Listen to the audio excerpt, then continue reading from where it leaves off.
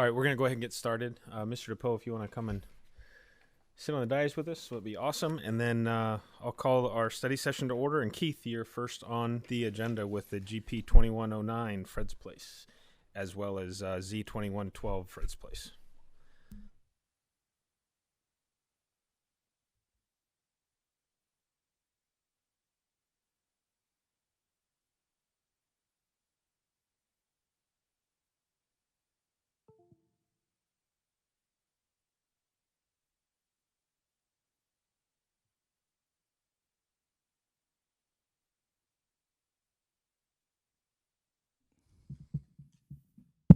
There it is. Got to get closer. Chairman Simon, good. We're good. Members of the commission, good evening. The project that I am presenting before you tonight is for a general plan amendment in a PAD rezone for Fred's Place.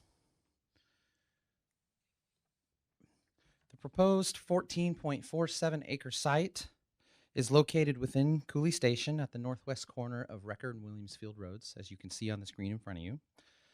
The property currently consists of farmland that also contains various metal sheds and farm equipment storage that will be removed upon the development of the property. To provide you a little bit more context of what Cooley Station looks like today and notable developments in the immediate vicinity, you can see Fincher Farms to the north, Verdi at Cooley Station, which is catty corner from the site at the southwest corner of that intersection, and it's currently under construction. You can also see the recently constructed Fry's Marketplace development to the south across Williamsfield, and the Springs at Cooley Station apartment complex directly to the east, which is currently under construction as well. So I just wanted to provide you a little bit of context of what Cooley Station looks like today and what's developed today within the Cooley Station PAD area. So the requested input that we're requesting tonight on the proposed minor general plan amendment and PAD rezone are in front of you on the screen. Input on the proposed general plan amendment, of course, and the rezone and the deviations, and also gateway character area compliance. Per the general plan exhibit on the screen, the applicant is proposing to change the current land use designation on the site from village center to 4.95 acres of general commercial and 9.52 acres of residential 8 to 14 dwelling units per acre, which is consistent with their request, which is at a density range of 9.7 dwelling units per acre. So as illustrated on this slide, the site, and on the previous slide, the slide that I showed you a minute ago, the site is near a mixed-use environment consisting of various densities and intensities of residential development and commercial development. The site is located within the gateway character area, and it will not be removed from the gateway character area. It will still be within that area. Per the Town of Gilbert's general plan, the gateway character area provides traditional village / neighborhood design concepts, which are reminiscent of the agrarian heritage of Gilbert, and especially within this area. Additional concepts such as promoting pedestrian, bicycle, and transit-oriented design are also integrated into the policies, the standards, and the guidelines to support a denser type of mixed-use environment that you see in this area that we're trying to create. The applicant is proposing to comply with various elements of the gateway character area policies. On these next slides, I would like to show you those gateway character area policies. So I meant to highlight the ones that, that were in your staff report, but I did not. I apologize. So policy number 1, we feel that this applicant on their site is complying with policy number 1 to develop a high-quality residential environment. They're developing apartments, which is part of policy 1. Policy 2, provide on-site amenities for the residents, including swimming pools, recreational facilities, clubhouses, and other services. Private and covered outdoor space. They're providing all of that within the multifamily component of the development. Policy 5, encourage a minimum of 10% of residential sites for on-site open space and landscaping. They've far exceeded that. I believe their on-site open space percentage is over 20. Policy 7, create a safe and attractive open space, pedestrian and bicycle-friendly system connected to the mixed uses of the village center, to park, schools, commercial, and etc. So, so we also believe that they are doing that. They have a lot of open space. We are, through the review and through future reviews, we have asked the developer during the first review to provide a higher level of pedestrian connectivity between the two uses, between the commercial and the residential, to provide a higher level of integration. Currently, right now, there's only 2 dedicated pedestrian walkways, which I'll show you in a second on the development plan, but we are asking them to provide even more to further that policy. The next slide shows you policies for the village center, which refers to the commercial portion of the development. So as we progress with future reviews of the project, staff will be further analyzing how the site complies with these policies. During first review, we have requested that the applicant provide additional information on these policies and their compliance level with them. So we don't have all of those details yet, but please note that there are several of these policies that we do feel that the applicant is complying with, and there's a few of them that we are probably going to be working with them on a little bit. But policies number 4, oh, did I switch to the right one?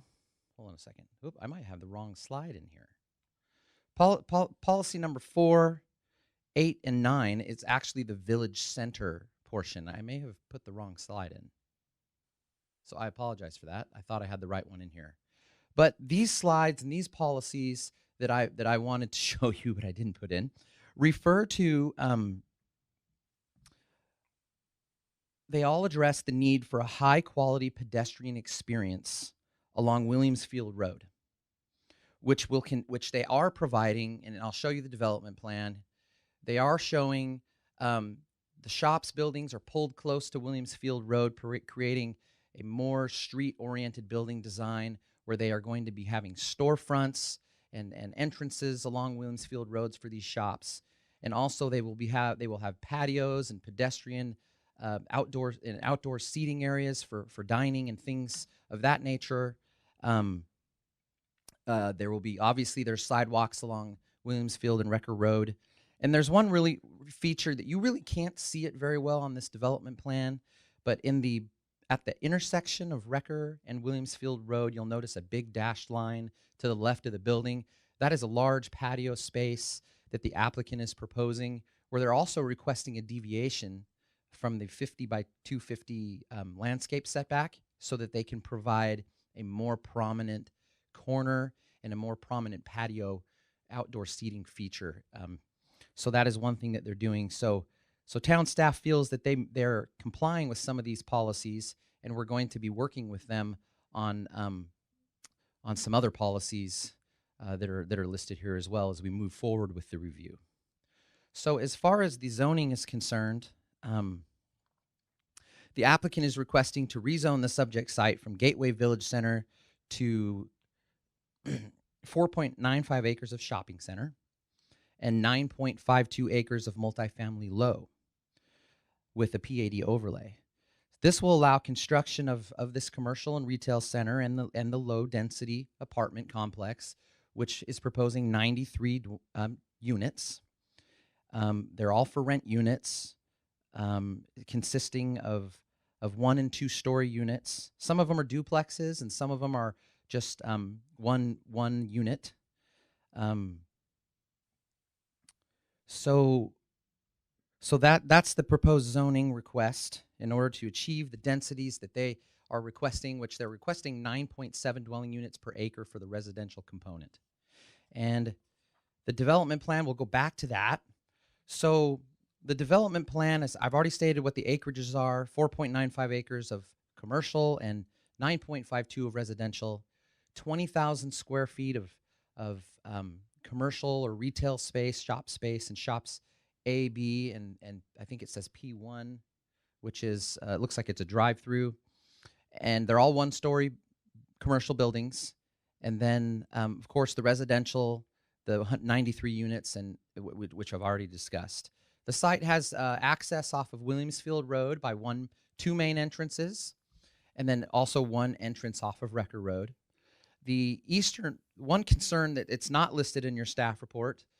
We are currently working with the applicant on this one item of concern that we are working with them on is that easternmost access point off of Williamsfield Road. Town staff through the original Cooley Station master plan and through traffic circulation plans that have been created as a result of the Cooley Station PAD has always intended for that street that goes, the easternmost entrance, for a private street or even a public street, some type of vehicular connection to go from Williamsfield Road out to Haskell, which is the road on the north side of the project. So we are currently working with the applicant to punch that through to Haskell so that we can create a continuous loop throughout Cooley Station and provide as much vehicular circulation and connectivity as possible. And like I stated, the buildings are closer to the street. The residential component, you will notice that there are buildings on the north side of the property that face Haskell Street. The orientation of those of those buildings, we have requested that the applicant provide entrances and stoops and a more pedestrian-oriented, friendly type design along Haskell Street, kind of matching what you see in Fincher Farms across the street, where all the residents have access via the pedestrian sidewalks to the front of their home from the public street. So that's what we are asking them to provide along Haskell, along the north boundary of the project. The applicant is proposing several deviations as part of their request, and I would like to show you the shopping center deviations first. They have various setback deviations along Wrecker Road, 20-foot setback where 25 is required. Bring those buildings a little bit closer to the street. Same thing along Williamsfield Road as well. And also, if you see the north boundary, we want to get those buildings as close to Haskell as possible as well. And then the rear setback along the east boundary, they want to, the setback is typically 75 feet adjacent to residential, but that setback is adjacent to an existing apartment complex. So staff feels that the request for the applicant is acceptable in that situation, since they're like-for-like type developments. And then they have a few landscape setbacks. The most notable is the interior landscape setbacks from the residential, and I can go back to the development plan, is from the residential portion of the development to the commercial development. The LDC currently allows for those setbacks to be relaxed. So this is the process that they have chosen to do in order to request relaxed setbacks between the commercial and the residential, which will be 0. And you will see that they are separated by driveways. So technically there is one, but they don't want to have to provide landscaping in the middle of those or in those drive aisle areas. So those are the shopping center deviations. The multifamily low deviations are very similar. They're all about the same. Lots of setback deviations, but a couple of them are a little bit different. They're requesting separation between building deviations from 20 feet down to 10 feet, which is something that's pretty typical that has been proposed in a lot of developments lately, and that has been approved. And then they're also requesting the same landscape setbacks on the interior. So a lot of them are very similar to each other. The one deviation that I mentioned earlier, the 50 by 250, is also another deviation that you will not see. Maybe it is in the table, I think. No, actually it's not. It's not really tied to any specific zoning district, so you won't see it in the table. But that's another deviation that they are requesting that staff is also in support of. So as far as public participation is concerned, the applicant held a virtual neighborhood meeting in September. There was approximately 20 surrounding property owners or residents that attended. They had various concerns, of course. Traffic being a concern. Several wanted to see this property stay commercial, complete commercial. Some didn't mind the residential or the apartments. There was questions about character of the area and large lot type residential and keeping the same type of residential densities as there are to the north. So a lot of various items of citizen input were discussed and brought up by the residents at this meeting. So again, the requested input is on the general plan amendment and the rezone and deviations, and how you feel that the site or the development complies with the character area guidelines.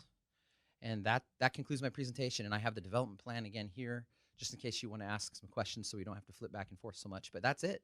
If you have any questions for me, that'd be great. And the applicant's also here. You can ask him questions as well. So that's it. Thank you. All right. Thanks, Keith. Anybody have questions for Keith? All right, Mr. Blazer, Commissioner Blazer. Thank you. Quick question. Good presentation, by the way. And this is maybe a larger question than just applying to this particular project, but we're seeing a lot of multifamily come into the town, and I'm just curious if staff has any input, recommendation as it relates to how much land in Gilbert is dedicated to multifamily and how much more it can bear, so to speak. Anyway, that's my first question. Do you have any input there? Chairman Simon, Commissioner Blazer, I do, but I have all that data.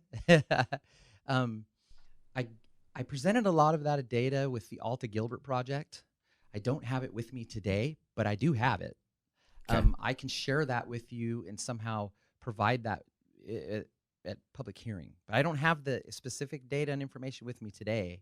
I know that there is a significant amount of land already zoned for multifamily in the town, and but I can provide that information for you.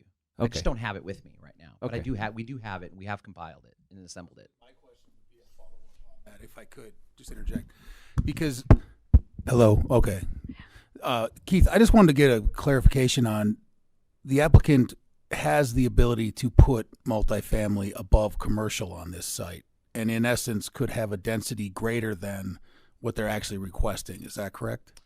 Chair Simon, Vice Chairman Munt, that is correct. With the Gateway Village Center zoning that's on the property, they can develop loft above residential, above retail on the ground floor. Right. And with the conditional use permit, they can develop residential on the ground floor as well. But the densities have to be 22 to 50 dwelling units per acre. Right. Which is what they're not proposing to do. And in this, they're asking for the 9.5. So I just thought that question might help to clarify that it's actually less. I appreciate that. Thanks. Chairman. Thank you. Keith, I do have that information if you'd like it. Yeah. Sweet. 3% of the total land use in the town is zoned for multifamily. Looking at just residential, of the 100% of the residential, 11% is multifamily. And Ava, do we have the acreage? I thought we had acreage of land that's zoned multifamily. I thought we had that, but maybe not. I can find that.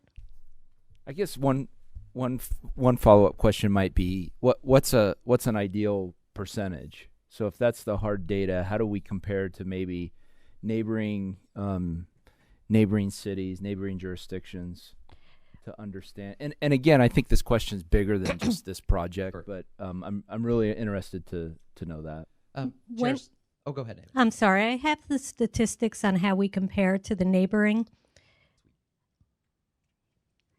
Scottsdale is about 48% multifamily. Mesa is also about 48%. Chandler is about 30% multifamily. Phoenix is about 40%. Tempe is the highest. They're about 58% multifamily. Again, Gilbert is about 11% of the residential. Thank you. Any other questions? Commissioner Blazer? No? All right. Anybody else? Yeah, Commissioner Jones. Great. I just had a few kind of clarifications. So one is, Keith, can you give me a comparison? So Kitty Corner, we have that kind of mixed-use development project. How do those commercial setbacks compare to the 20-foot request here? Chairman Simon, Commissioner Jones.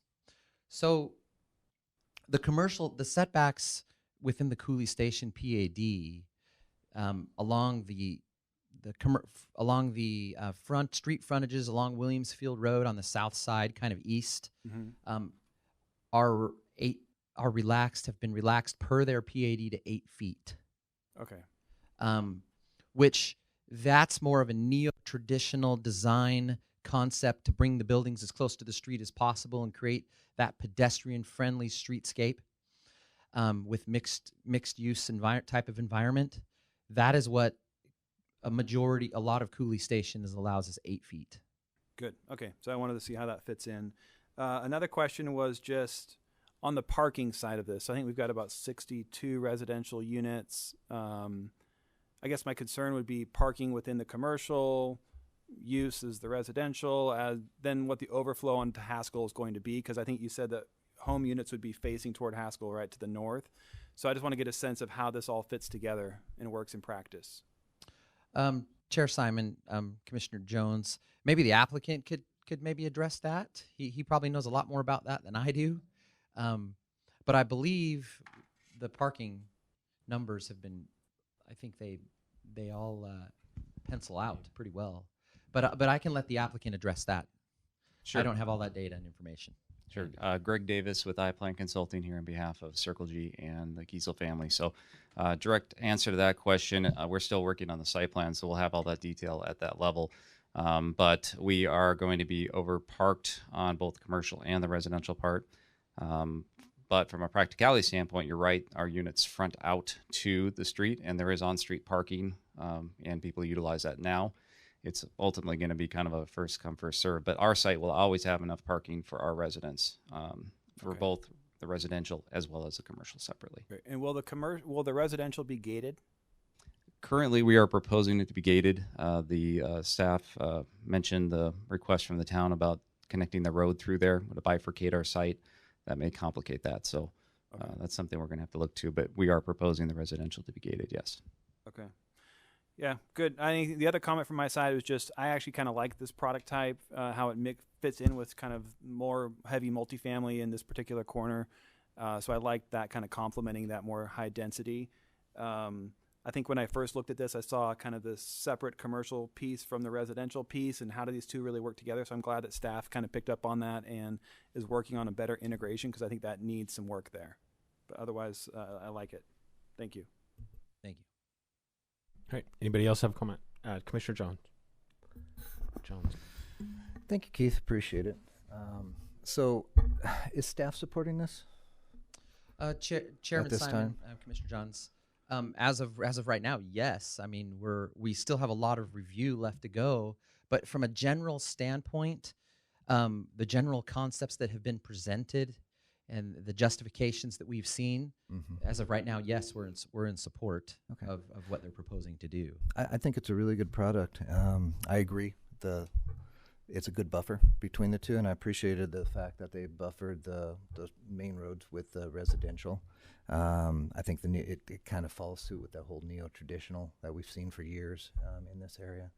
I don't know where that road is that you kept talking about. Say it again. Which road are you talking about? Haskell? Haskell. Yeah, you keep saying Haskell. Where is Haskell? Commissioner Johns, Haskell is that road that's along the whole north boundary of the project site. So how are they going to connect to that without?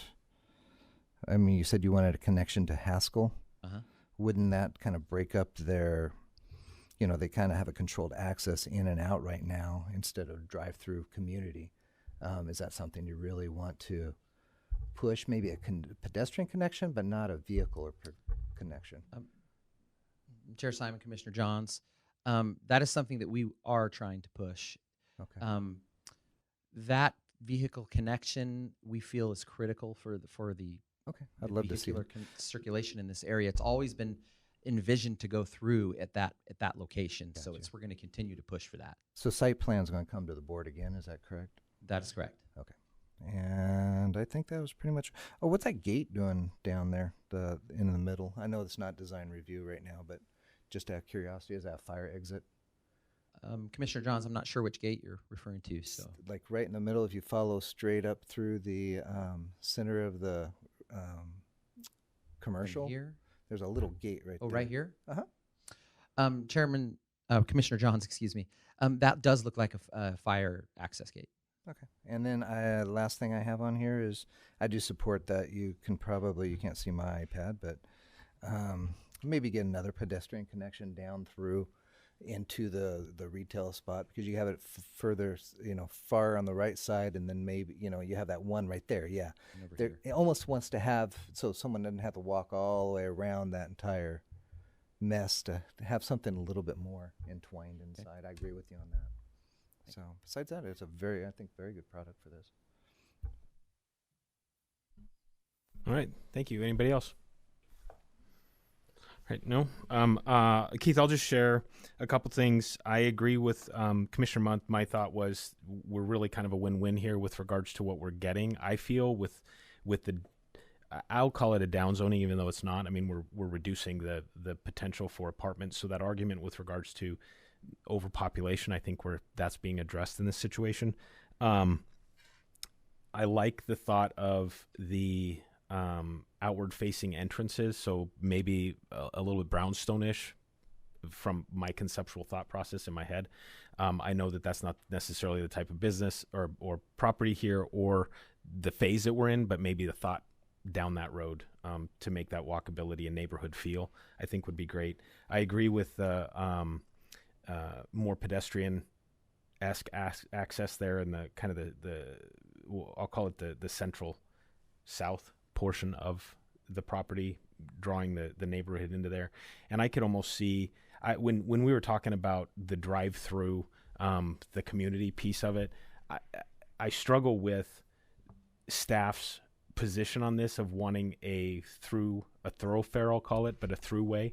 I could see an exit or a fire exit, gated access from the residents only out onto Haskell, kind of keeping it an alternate exit there rather than having the same exit. I mean, because really there's almost no point in having the gate where it is if you're going to have the entrance, we'll call it 50 yards, 100 yards away, I feel like. So anyways, just kind of some quick thoughts there.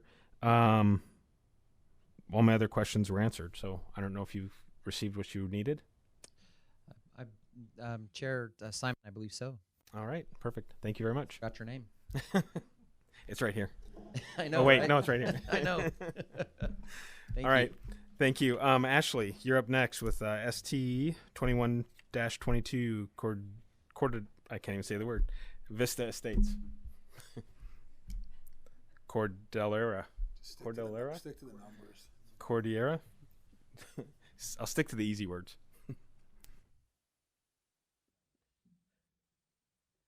Not Ashley, Kristen. Sorry, Kristen. That's okay. Okay. Hi, everyone. Good evening. The presentation I have for you tonight is for standard plans for the Cordillera Vista Estate subdivision.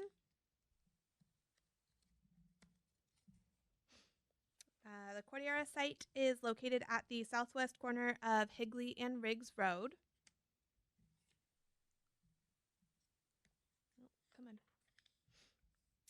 The input I'm going to be requesting from you tonight is on the rear elevation diversity, general design, and diversity of all elevations, as well as color schemes.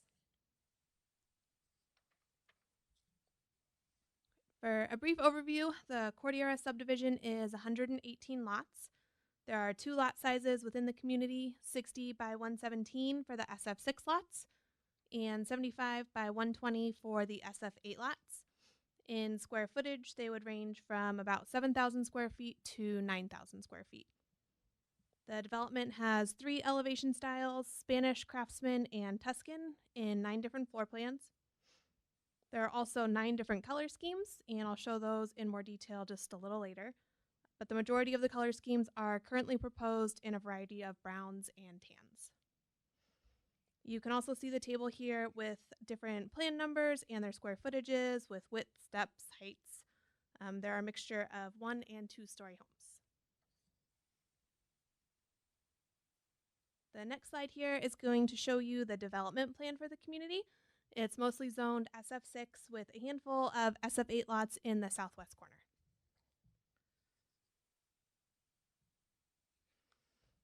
All right, on to the elevations. We've got a mixture of 1 and 2 story homes, 5 single story floor plans, and 4 2-story floor plans.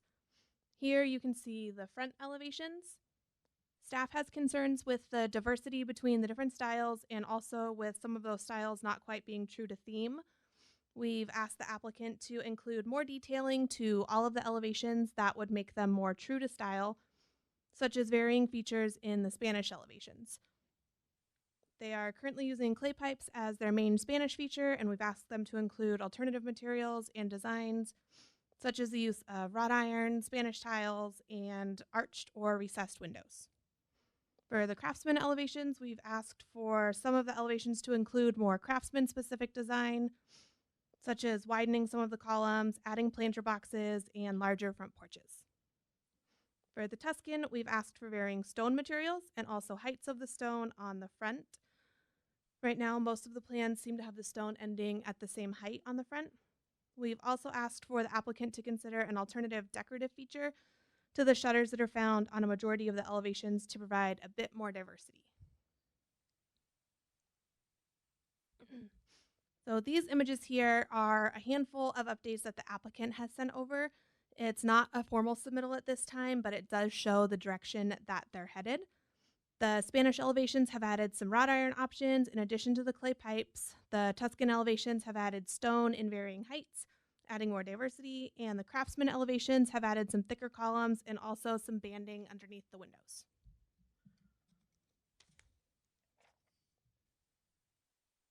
All right, the next slide is going to show you the rear elevations. Our concerns here are that the rear elevations are nearly identical for each of the plans and that there just isn't enough variation between them. We've asked the applicant to add some varying roof lines and patio roof lines, add decorative window features, and varying porch and window sizes. And these images here are going to show a few of the changes that the applicant is proposing for the rear elevations based off our first review comments. You can see that the roof lines have been varied, as have the window treatments. Again, this is not a formal submittal, just examples showing the direction they're headed in. There are currently 9 color schemes proposed, and there are mostly browns and tans. Right now there's 1 gray scheme proposed, but we've asked the applicant to include a few additional options to break up the amount of browns, as well as a cream option for the Spanish elevation, since it's a common color found in that styling. And just a few more of their color schemes.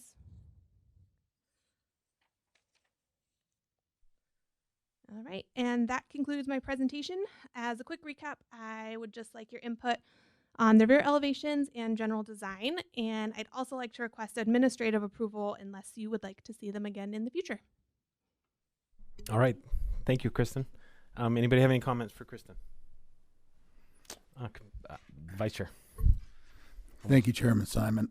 I would just agree with you that there was very little variation, and it felt like when Henry Ford said you can have a car any color as long as it's black, just with brown, if you were buying a home in this area. So I have no problem with administrative approval based upon your ability to increase that variation and have some color. So.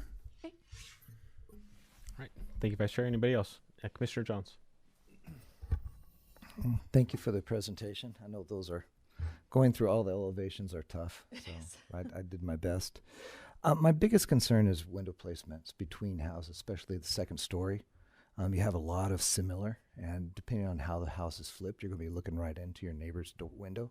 Okay. So I would, and trying to adjust those, you're adjusting floor plans. So you're asking a lot from the applicant, but see if they can do something that work together. I agree with you on the change of styles. I mean, styles inside of one neighborhood, it's very hard to try to get them to go from one to the other, being the same floor plan.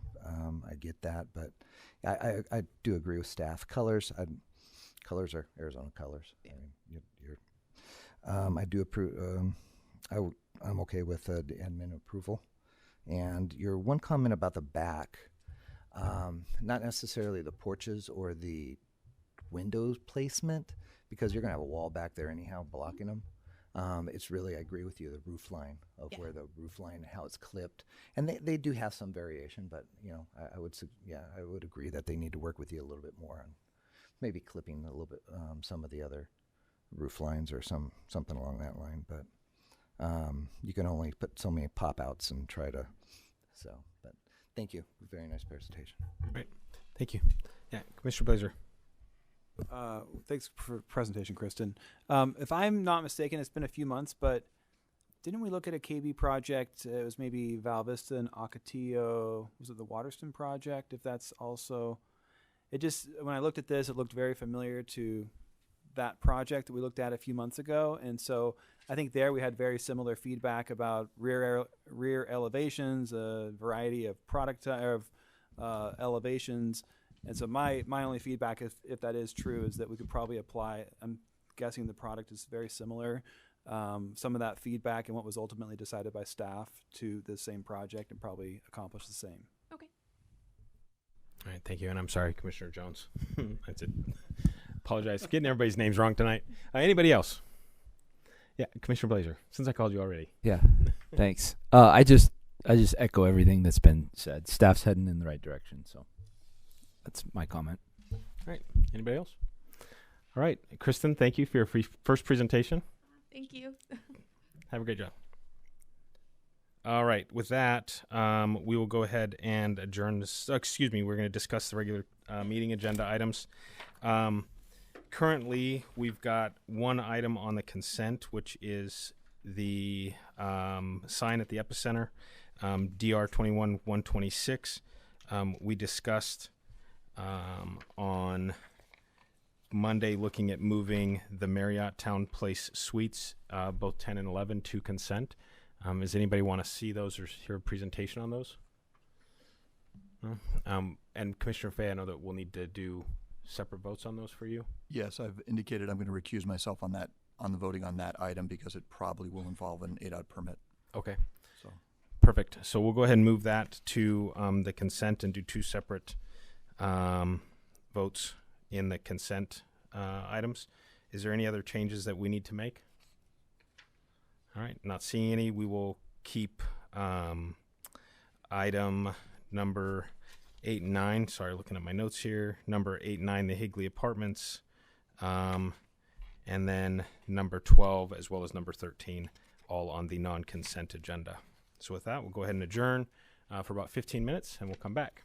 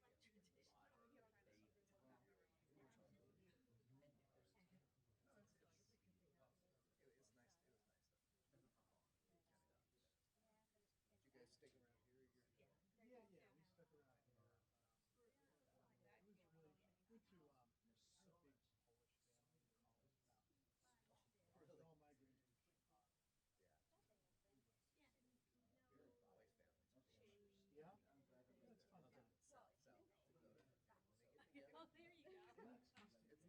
Within 48 hours, I think 6 years. It wasn't like everybody's over it now.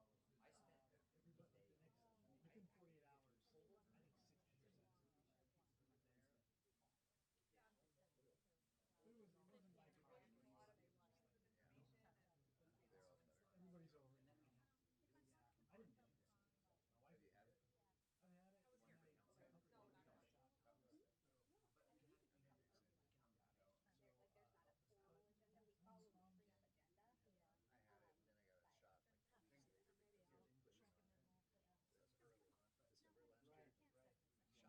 really hard. Yeah. And I just And they my said antibodies were like. that's what they said. If you had COVID and then get it, you get like twice. That's what's the frustrating part. Yeah. Yeah. You've got about 10 minutes. You're good. And Josh got you the information? He did. Yeah, he's the one who put that all together for Yeah, me. that's good information. Whenever I share it, so I months ago. Gosh, it was like,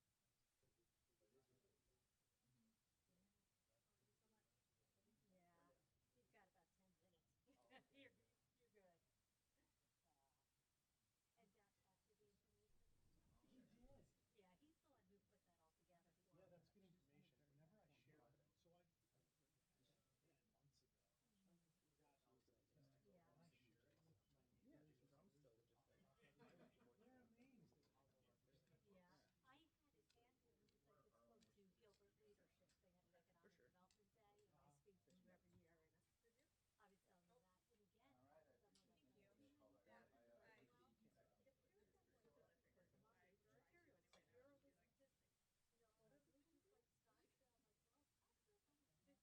Yeah. I really don't know the boundaries of Tempe, so that might throw me too. Yeah, those are interesting statistics. I'm so glad I had to watch this result. Well, you were studying commission. Somebody on council asked me those like 2.5 years ago. And we got them together then. I was saying, when we originally had you put those together, that was like 2 years ago? Yeah, that's what I was saying. I don't even think Scott was on council then. He did it for council, but I think Scott was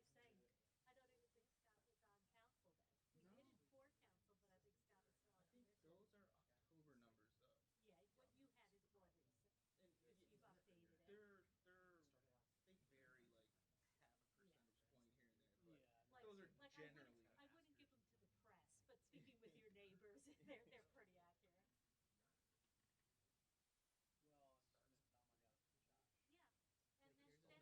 Well, I'm just gonna tell them I got it from Josh. Yeah, and Here's his then number, just call. and then they figure he's just estimating. They don't, they don't expect 100% accuracy with Josh. No, we're hiring Noah as a planner too. Yeah.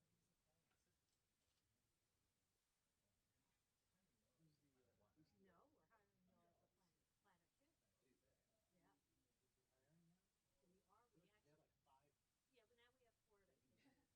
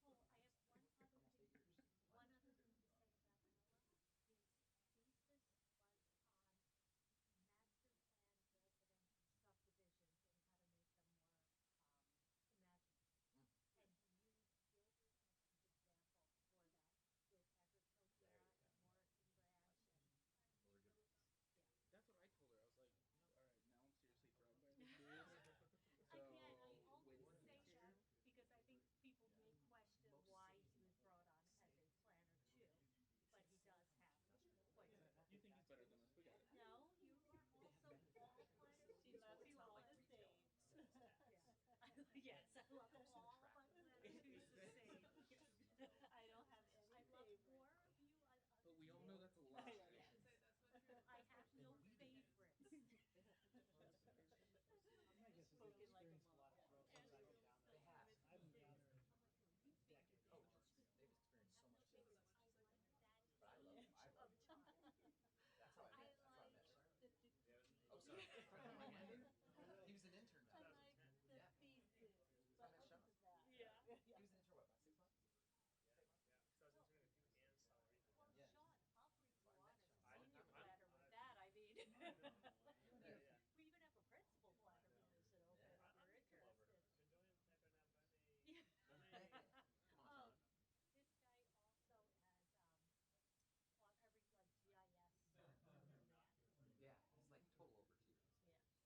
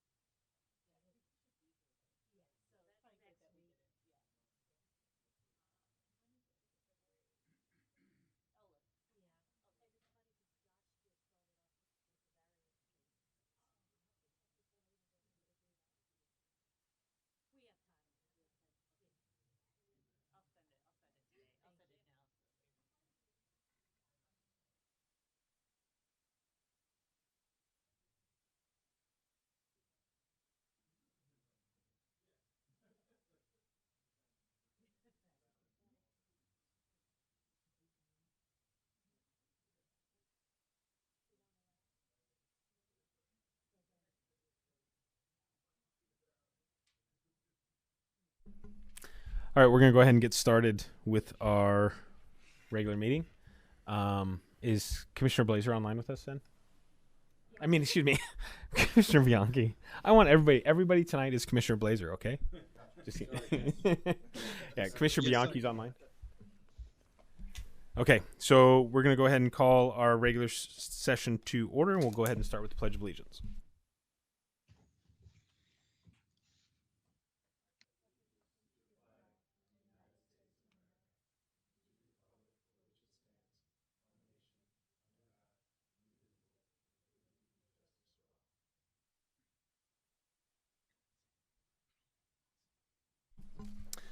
All right, roll call, please. Commissioner Johns, Here. Oh, Johns or Jones or Jones? Commissioner Jones, Commissioner Fay, Commissioner Blazer, Here. Commissioner Bianchi, Here. Vice Chairman Mund, Here. Chairman Simon. Here. We have a quorum. Thank you.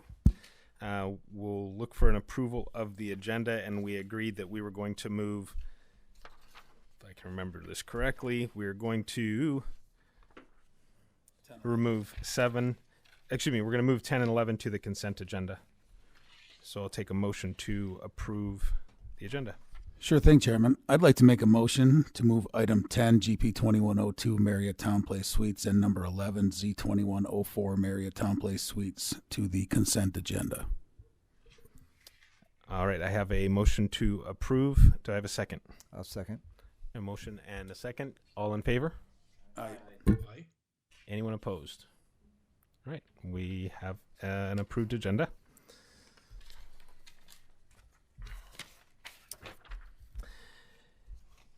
At this time, members of the public may comment on matters within the jurisdiction of the town, but not on the agenda. The commission response is limited to responding to criticism, asking staff to review a matter commented upon, or asking that a matter be put on a future agenda item. Do we have any communications from citizens at this time?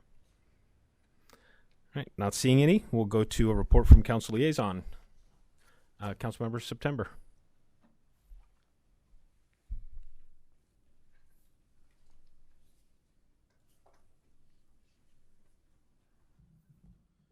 Thank you, Chairman. Hope everybody had a wonderful holiday, wonderful Happy New Year, everybody. Hope everyone got their the knots out of their rope. It's time to go back to work now. I just wanted to quickly go over some of the 2021 accomplishments.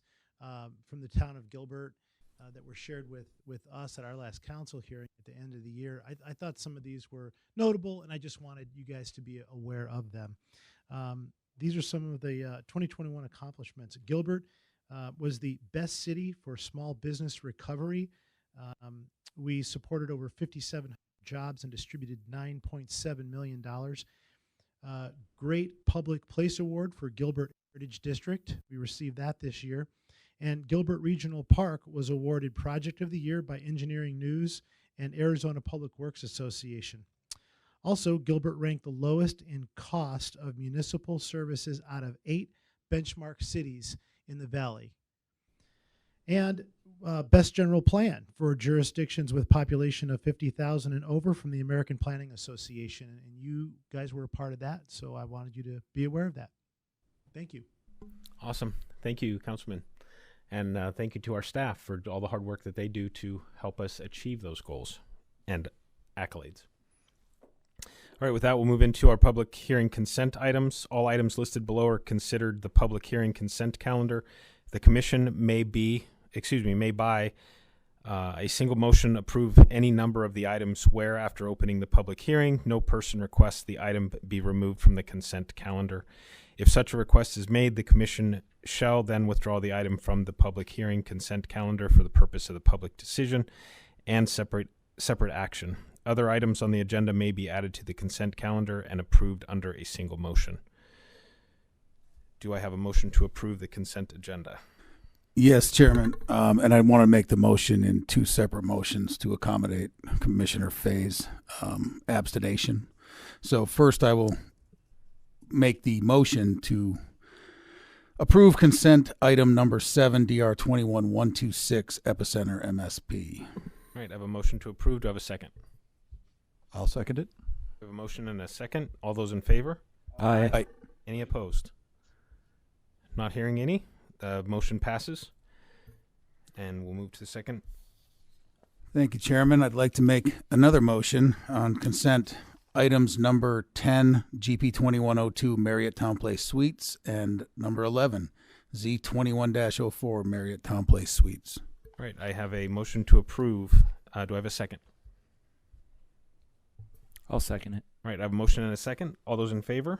Aye. Any opposed? And abstain? We have Commissioner Fay abstaining.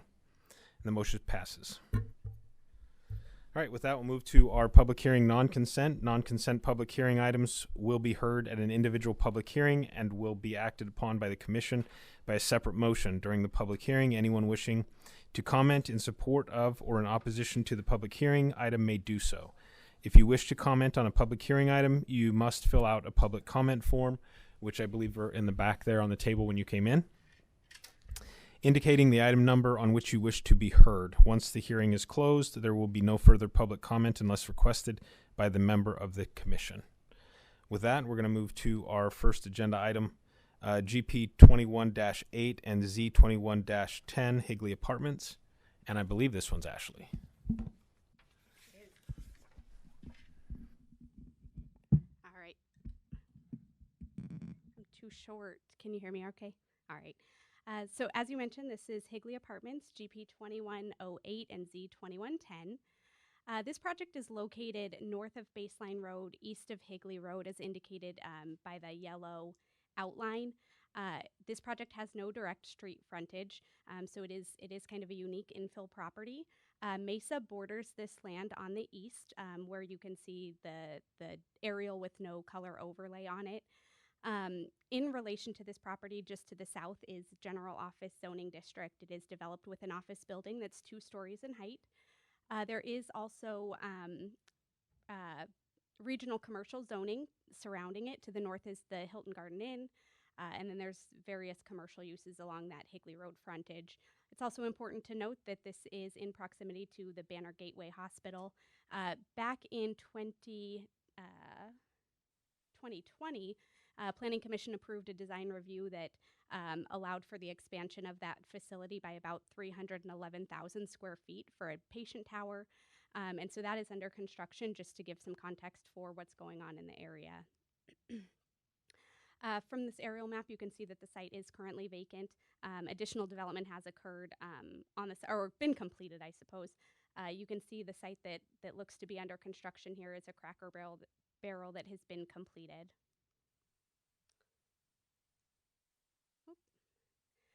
So this site is 8.34 gross acres. Net acreage is the same because, as I mentioned, this doesn't include any right-of-way that will be dedicated. The existing general plan on site is regional commercial. The applicant is seeking a change to residential 25 to 50 dwelling units per acre.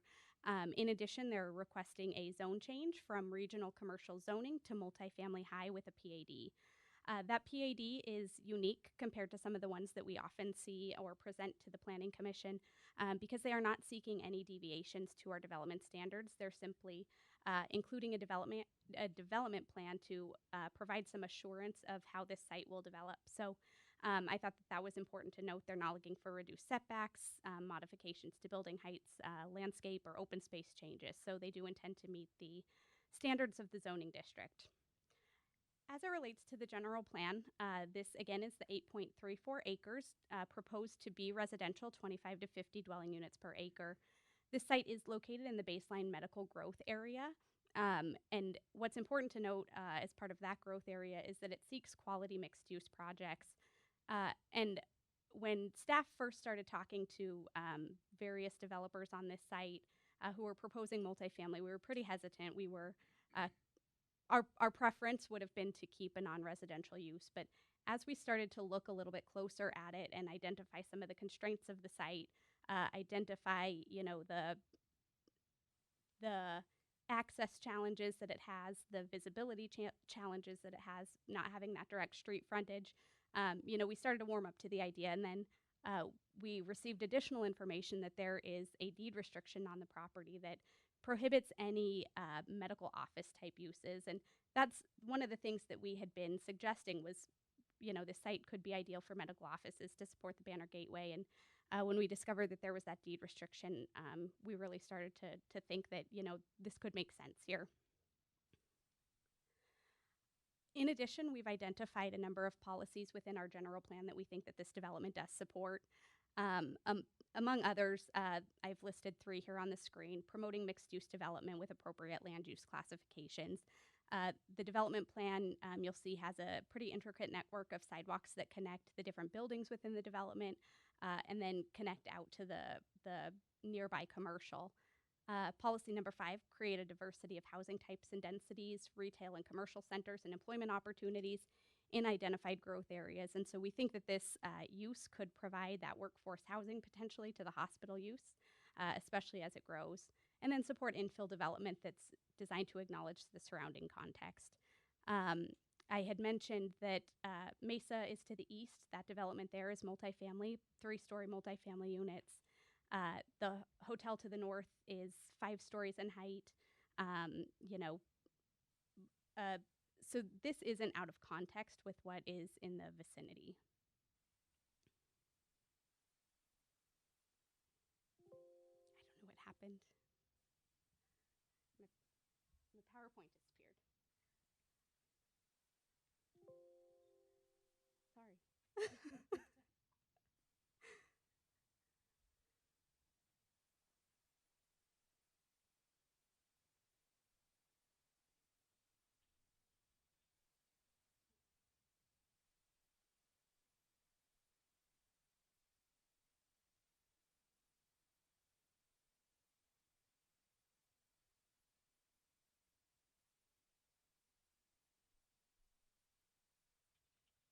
All right, thank you. So the rezoning is on that same property, the 8.34 acres, requesting a change to multifamily high. And again, as I mentioned before, the PAD is to establish the development plan. So here are the development standards. The applicant is proposing 31 dwelling units per acre, 55 feet and 4 stories, which is why I had mentioned the height of the surrounding uses previously, just that this is really in context with what has developed nearby. It will meet all of the perimeter and building setbacks, as well as the common open space required for a multifamily high development. In terms of the development plan, it's proposed at 261 units. There are 3 separate residential buildings as well as the central amenity area. It's accessed from Higley via Banner Gateway Drive, and there are sidewalk connections, as I mentioned, to the amenity area, to the various buildings, out to the regional commercial development surrounding. The applicant did hold a neighborhood meeting in May of 2021. No residents attended that meeting. We haven't received any direct comment from the public. However, the applicant did submit, as part of their narrative application, 2 letters in support. Those were included in the staff report packet. Staff does recommend approval of this project, both the general plan as well as the zoning case. We do have a couple of stipulation modifications. We want to delete stipulation B. This property is already part of a property owners association, so no new property owners association needs to be created. And then secondly, as part of condition A, we want to just add the word in red. So at the written request of Gilbert, developer shall dedicate all necessary easements for the public roadway improvements, and then the rest would remain the same. So just to clarify that that's public roadway. With that concludes my presentation. Happy to answer any questions you have. I do know the applicant is here tonight as well. All right. Do you have any questions for Ashley? All right, Mr. Ball, would you like to add anything?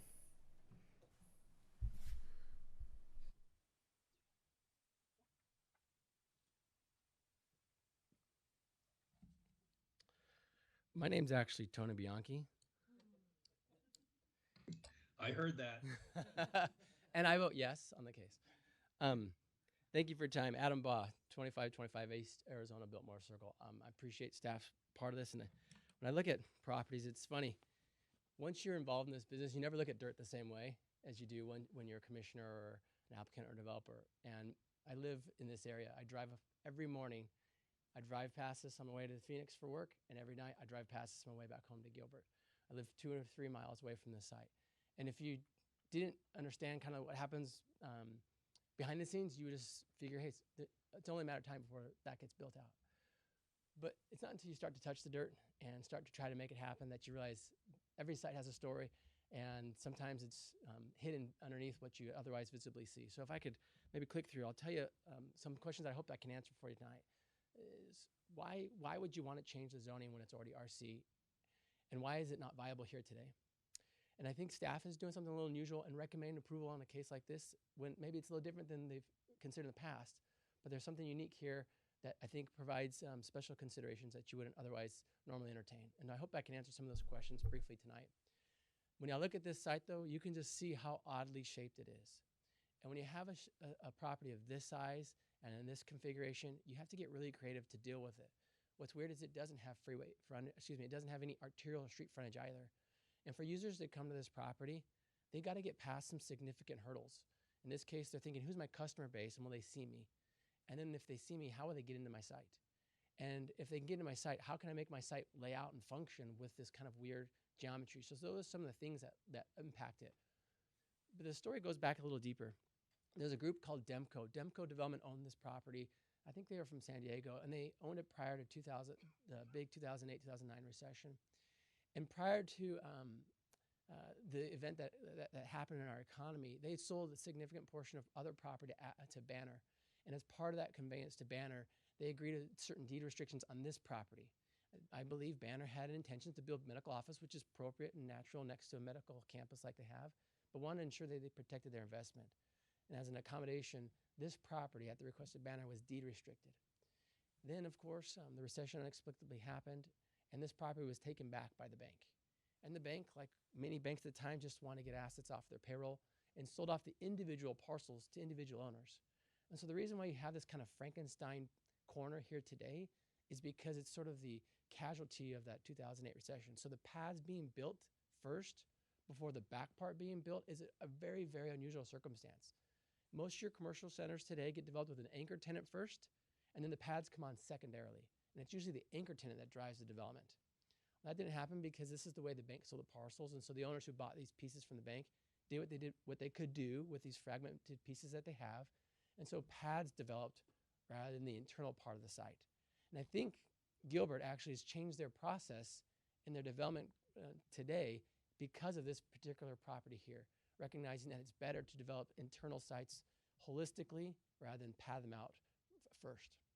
And so that, I think, puts the site property in a bit of a different context than you would pre-recession or any other things occurring here. This is a copy of the deed restriction that's in the special warranty deed. It's pretty extensive. It doesn't just list or prohibit medical office, but it kind of prohibits almost anything contextually related to that. Even as far as behavioral health facilities and senior living, in some degree or another, anything that has any type of component to medical has been prohibited here. And frankly, I think Ashley hit it best. The idea of that you're so close to Banner, this is the perfect site for a medical office, but for the fact that you can't do it. And that's how it's been marketed. And the owners have owned this for a significant number of years since they've acquired from the bank, and have actually marketed it as medical office, even though this deed restrictions exist, hoping that perhaps they could get a user committed enough that would be willing to explore that with Banner. And that actually did happen, and Banner continued to enforce their deed restrictions. And there's no ill will there. That was bargained for and negotiated, and of course, they have an expectation of maintaining what they negotiated. But for that reason, we can't do what I think would be the natural expectation for this property. There's some other site challenges here. And first of all, I kind of hit on a little bit about the pads being developed prior to the back center, but when that happened, I think it doomed this balance of the property afterwards.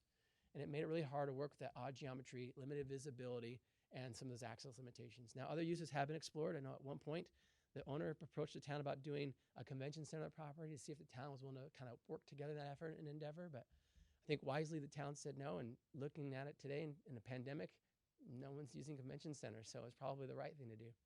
And not only that, you had the Falls who just opened up close by, and that really kind of absorbed the need for that in that area.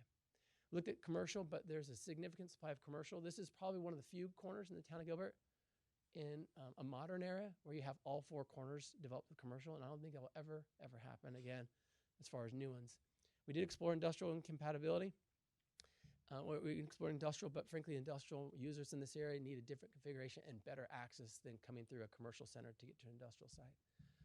And a professional corridor like Rivalon, it doesn't really work here because they want to have synergy and co-locate near other big office areas. So it isn't that this is our first choice, it's probably plan D, E, or F, but when you have it this long, you start to look at other options after you've explored the prior ones. Here's a bit of a land use just kind of analysis that we did in the area. I kind of hit on this briefly, but you have already 80 acres of built commercial right here at this intersection. You only have 11 acres left, but those are all for commercial. Almost 600,000 square feet of existing commercial buildings, and another 66 office properties in a mile radius. So the two, I think, most obvious things are well presented already in this area today. What we do like, though, is that we have proximity to a freeway, and we have proximity to a huge employer, and the ability to put workforce housing or residential housing nearby are two really important considerations. One, it's proximate to quick freeway access to having to come in and out of the town. And secondly, it's really close to a major employer who's aggressively expanding with a big medical office addition on their project. So for that reason, you've seen in your packet a letter of support from Banner because they think this fits perfectly with their mission of providing housing relative to their workforce expansion.